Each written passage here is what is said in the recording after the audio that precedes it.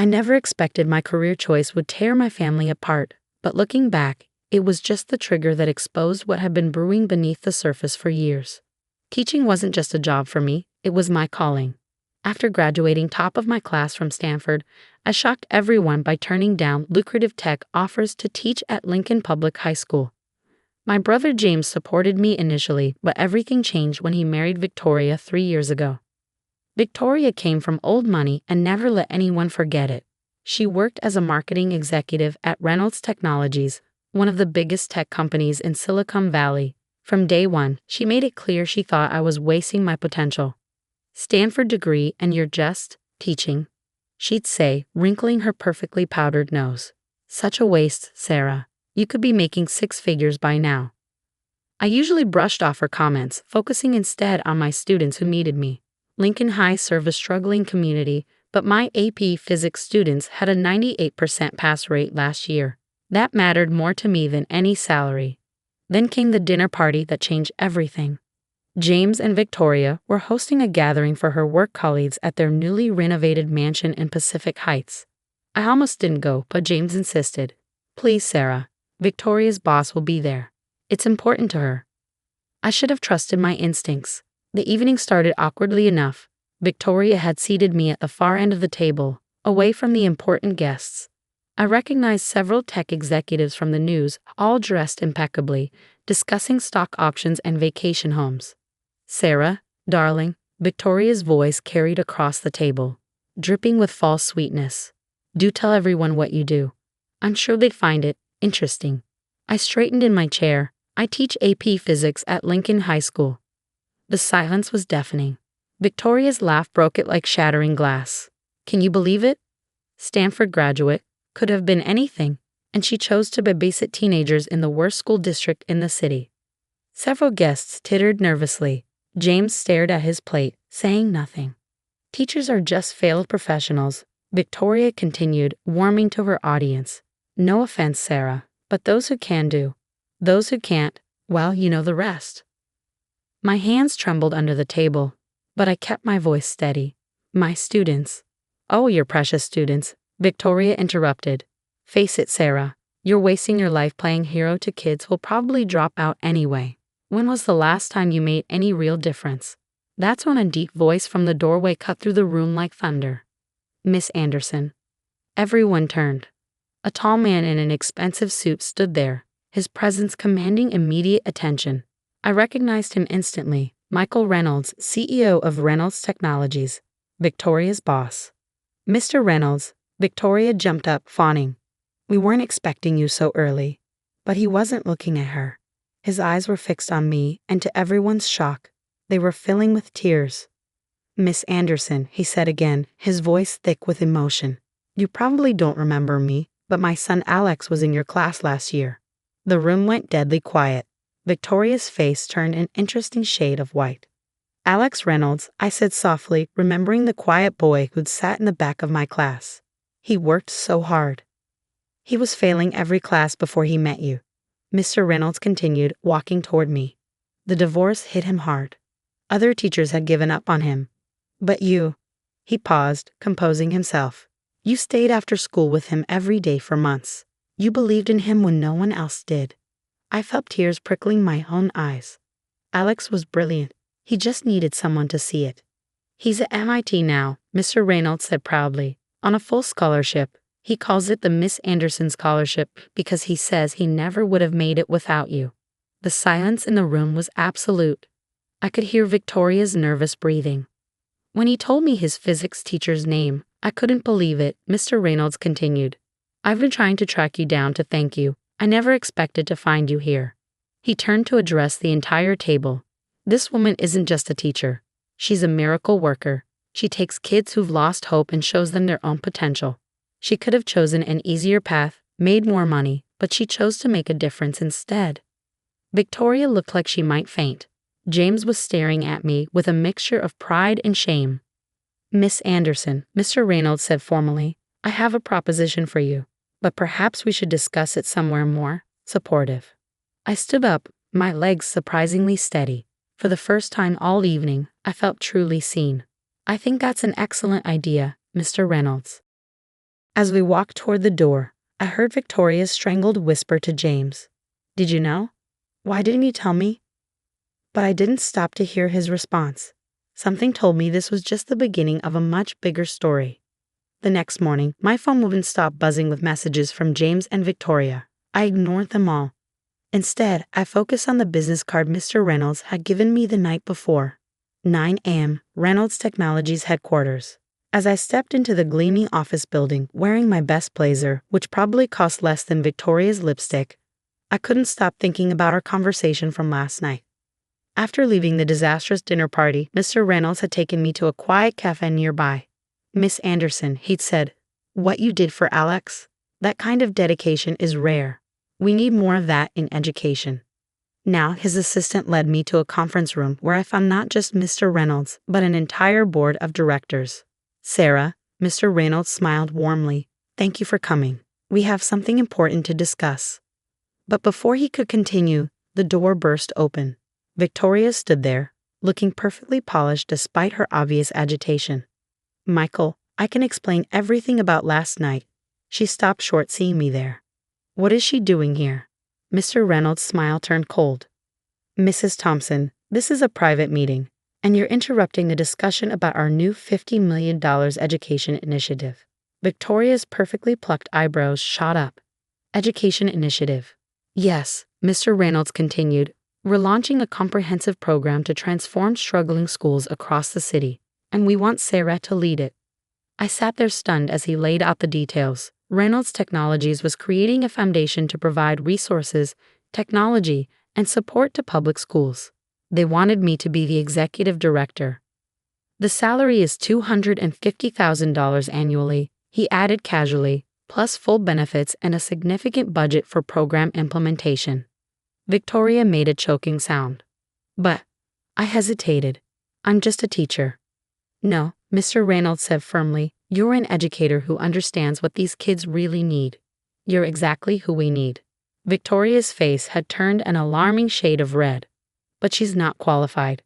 I've been working here for 5 years. If anyone should lead a new initiative." "Speaking of your work here," Mr. Reynolds interrupted, opening a folder, "we should discuss some irregularities in your department's expense reports." Victoria went pale. "It seems," he continued, "you've been charging personal expenses as business costs. Quite substantial amounts, actually." "I can explain," Victoria stammered. "I'm sure you can," Mr. Reynolds said coldly. To the audit team, "Please clear out your desk by end of day." Victoria turned to me, her designer mask finally cracking. "You planned this," she shrieked. "You're trying to ruin me." "Mrs. Thompson," Mr. Reynolds' voice was steel, "security will escort you out." As Victoria was led away, still shouting accusations, Mr. Reynolds turned back to me.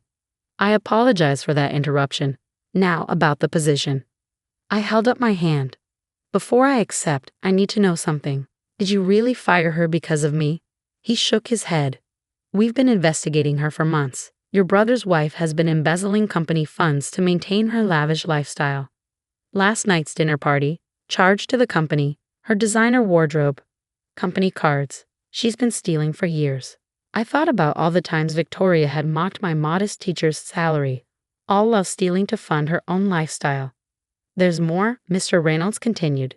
"Your brother should know that Victoria has been using company resources to fund a secret apartment where she meets her personal trainer." My heart sank for James. First the embezzlement, now infidelity. My phone buzzed again. Another message from James. "Sarah, please. Victoria says you got her fired. What's going on?" I looked at Mr. Reynolds. "I need time to think about the offer, and I need to talk to my brother." He nodded understandingly. "Of course, with Sarah. Whatever you decide about the position, Victoria's actions have caught up with her. That's not on you." As I left the building, I saw Victoria being escorted out, carrying a box of her belongings. Our eyes met briefly. The hatred in hers was scalding. My phone buzzed once more. This time it was a text from Victoria. "You've ruined everything. I'll make you pay for this." I took a deep breath and called James. It was time for some hard truths, but something told me this story wasn't over yet. Victoria wasn't the type to go down without a fight. I didn't expect to find Victoria waiting at my apartment that evening, but there she was. Mascara streaked down her face, designer outfit wrinkled, looking nothing like the polished socialite who'd mocked me just yesterday. You must be so happy, she spat as I approached my door. You've destroyed everything I built. You destroyed it yourself, Victoria, I replied calmly, though my heart was racing. The embezzlement, the affair. James knows, she cut me off, laughing hysterically. Your precious brother knows everything now. Happy. But you don't know the whole story, dear sister-in-law. Something in her tone made me pause. What are you talking about? Victoria's smile was cruel. Why do you think James never defended you? All those times I insulted you, belittled your career, he agreed with every word. You're lying, I said, but uncertainty crept into my voice. Am I? She pulled out her phone. Let me play you something interesting. A recording started playing. James's voice filled the air. Of course I love Sarah, but Victoria is right. She's wasting her potential. It's embarrassing having to explain to people that my Stanford-educated sister teaches at some poor kid's school. Sometimes I wish she'd just. I couldn't listen anymore. Turn it off. He's been laughing behind your back for years, Victoria continued. We both have. The only difference is I was honest about it. My hands trembled as I unlocked my door. Leave, Victoria. Oh, I'm leaving, she said, standing up. But first, you should know, James wasn't just aware of the embezzlement. He helped me do it. The world seemed to tilt on its axis. What? Those company funds. Half of them went to his secret trading account. He's as guilty as I am. And now, thanks to you, it's all coming out. Her smile was venomous. Congratulations, Sarah. You haven't just ruined my life, you've destroyed your brother's too. She turned to leave, then paused. By the way, I've already sent copies of all his involvement to the Reynolds Technologies legal team. They should be contacting law enforcement soon. Have fun explaining to your students why their beloved teacher's brother is in prison. After she left, I sat in my dark apartment, her words echoing in my head. My phone lit up with a call from James. I let it go to voicemail. Then another call came, Mr. Reynolds. Sarah, he said when I answered, his voice grave. We've received some concerning documents about James's involvement in Victoria's scheme. I wanted you to hear it from me first. I closed my eyes.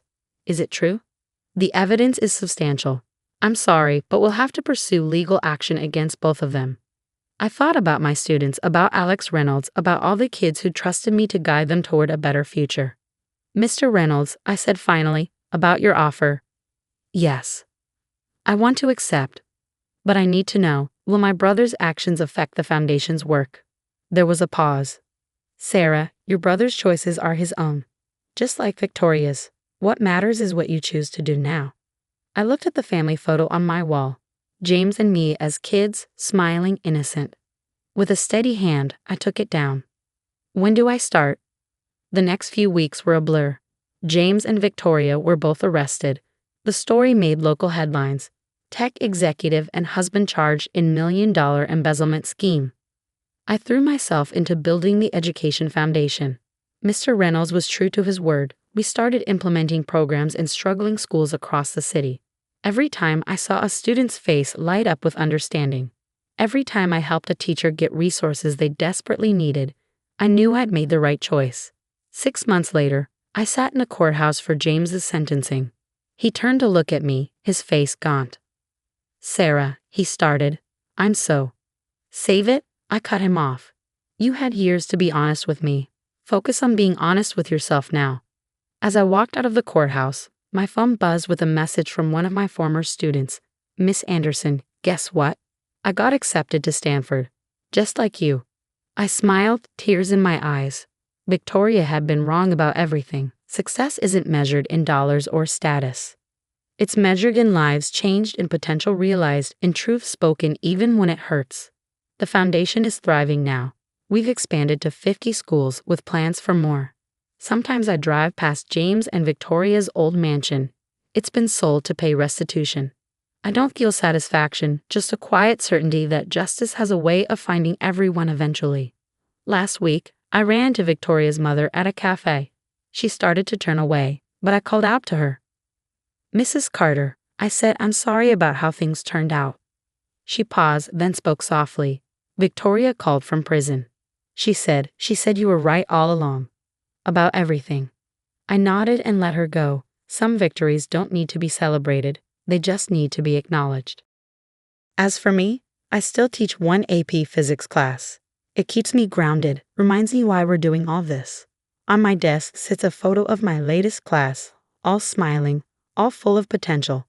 Next to it is my old nameplate, Miss Anderson, physics teacher. Below it sits my new one, Sarah Anderson, Executive Director, Reynolds Education Foundation. Turns out you don't have to choose between doing good and doing well. Sometimes, if you stay true to yourself, you can do both. The key necklace Mr. Reynolds gave me at the foundation launch catches the light. Its inscription reads, "Education changes everything." I touch it and smile. Victoria and James chose greed over integrity. They thought they were building something, but it was all a house of cards. I chose to build something real, something lasting. And that has made all the difference.